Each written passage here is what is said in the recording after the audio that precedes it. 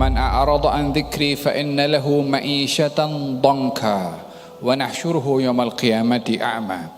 Siapa orang yang berpaling daripada mengingati Allah, maka hidupnya akan sempit, hidupnya akan susah. Bagaimana boleh berpaling daripada Allah sementara menciptakan dia adalah Allah? Bagaimana dia lupa kepada Allah sementara yang memberikan nikmat kepadanya adalah Allah? Nikmat mata dalam memandang, Allah yang kasih. Nikmat telinga mendengar, Allah yang kasih. Nikmat lidah dapat berbicara, dapat merasakan makanan, Allah yang kasih. Nikmat tubuh badan yang ada pada dirinya, yang terdapat keajaiban luar biasa pada setiap organ, Allah yang kasih.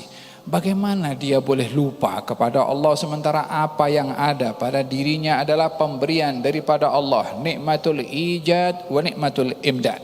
Nikmat dia dicipta dan nikmat diberi segala-galanya oleh Allah Subhanahu wa taala.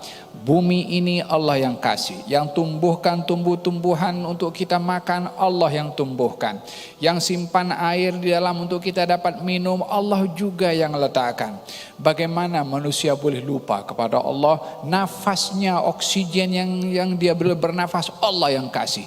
Macam mana semua ada padanya dia boleh lupa kepada Allah Subhanahu wa taala? Maka disentuh oleh Habibul Munsib sebentar tadi bagaimana kita menyuburkan hubungan dengan Allah Subhanahu wa taala dengan kita melazimkan diri menjaga salat. Ianya adalah bukan sekadar takbiratul ihram dan diakhiri dengan salam, walaupun itu definisi daripada salat, tapi salat itu silatun, as-salatu silatun. Salat itu hubungan kita dengan Allah Subhanahu wa taala. Oleh sebab itu dikatakan dalam hadis Nabi Muhammad sallallahu alaihi wasallam yang diriwayatkan olehnya daripada Allah Subhanahu wa taala, qasamtus salah baini wa bain 'abdi nisfain.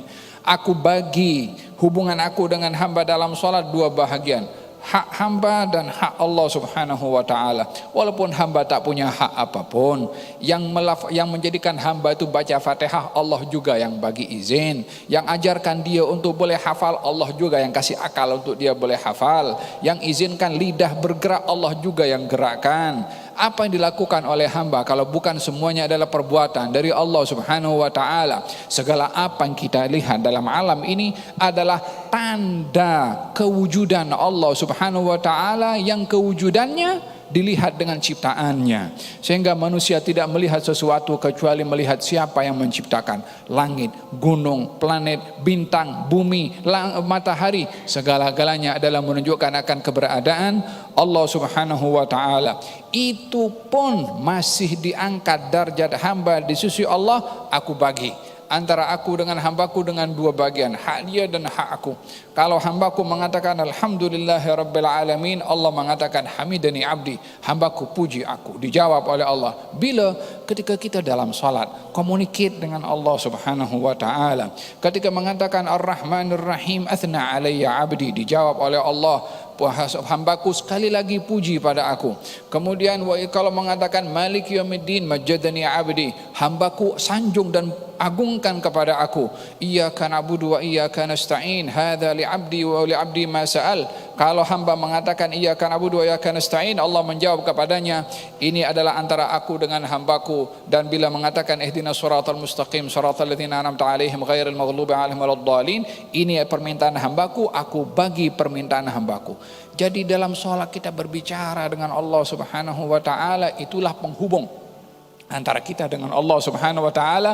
Oleh sebab itu dikatakan as-salatu imaduddin. Salat itu tiang agama. Man aqamaha aqamaddin. Orang yang tegakkan salat maka dia tegak agamanya. Ya salam. Tegaknya agama ini apa maksudnya? Apa kaitannya dengan salat? Bukankah kita hidup ini diatur oleh agama? Dalam berkahwin kita diatur oleh agama.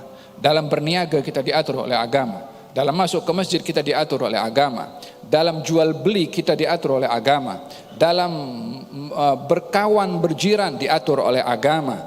Sehingga segala-gala apa yang kita lakukan itu diatur oleh agama. Namun jantung kepada agama yang mengatur kehidupan kita segala-galanya adalah melalui salat, yang dikatakan oleh Nabi as-salatu imaduddin. Salat itu tiang agama. Yang menegakkan salat dia menegakkan agamanya. Yang jaga salat dia pasti akan baik hidupnya, berkeluarga, berjiran, bersahabat, berniaga, berbisnis, dalam apapun juga. Apa sebabnya? Dia tegakkan agama, maka agama akan menjaga dan menegakkan kepadanya. Man wa man tarakaha, yang meninggalkan salat faqad hadamaddin, dia menghancurkan agama walaupun dia punya banyak duit. Dia menghancurkan agama walaupun memiliki segala-galanya. Tak ada makna pada hidup, sempit dalam hidup kalau terputus hubungannya dengan Allah Subhanahu wa taala. Oleh sebab yang demikian, di dalam athar dinyatakan kalau orang dalam sholat kemudian dia menoleh ke kanan dan ke kiri, dikatakan oleh Allah, a'radha an alayya abdi, hambaku berpaling daripada aku. Dia toleh kepalanya ke kanan atau ke kiri. Kalau ini wajah saja menoleh ke kanan dan ke kiri kita dalam sholat, Allah mengatakan hambaku berpaling daripada aku. Kalau hatinya yang pergi ke sana pergi kemari, kadang-kadang dalam sholat hati pergi ke maksiat, kadang-kadang dalam sholat hati pergi kepada hal-hal yang lainnya. Kita perlu perbetulkan hubungan kita dengan Allah Subhanahu wa taala melalui sholat, yang dengannya akan menjadi baik segala apa yang kita lakukan, karena kita menjaga apa yang diperintahkan oleh Allah Subhanahu wa taala kepada kita untuk menjaganya. Awwalu ma tuhasabu alaihi al-abdu as-shalah. Pertama yang akan dihisab oleh Allah nanti adalah sholatnya. Kalau baik sholatnya, semuanya akan menjadi baik. Kalau rosak sholatnya, semuanya akan menjadi hancur. Oleh sebab yang demikian, bertuah kita menjadi hamba kepada Allah Subhanahu wa taala.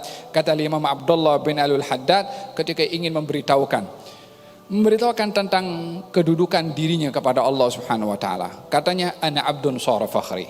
Saya ini hamba dan itu kebanggaan bagi saya. Apa sebabnya hamba itu menjadi kebanggaan?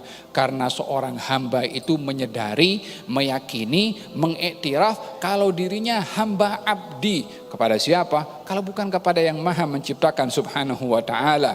Oleh sebab itu makam tertinggi bagi seseorang ketika menyadari dirinya sebagai hamba kepada Tuhan, karena itu adalah merupakan puncak kenalnya hamba kepada Tuhannya. Man arafa nafsahu arafa rabbahu. Orang yang kenal dirinya sebagai hamba perlu kepada Tuhan, maka dia akan kenal kepada Tuhannya. Karena yang namanya hamba dia merasa dimiliki. Siapa lagi yang memiliki kalau bukan Allah Subhanahu wa ta'ala? Ana abdun sara fakhri. Saya adalah hamba, itu kebanggaan saya. Dhimna faqri wa tirari, dalam keadaan saya perlu dan miskin kepada Allah, itu kalau hakikat saya, maka saya sentiasa menjadi hamba dan bangga menjadi hamba kepada Allah Subhanahu wa ta'ala.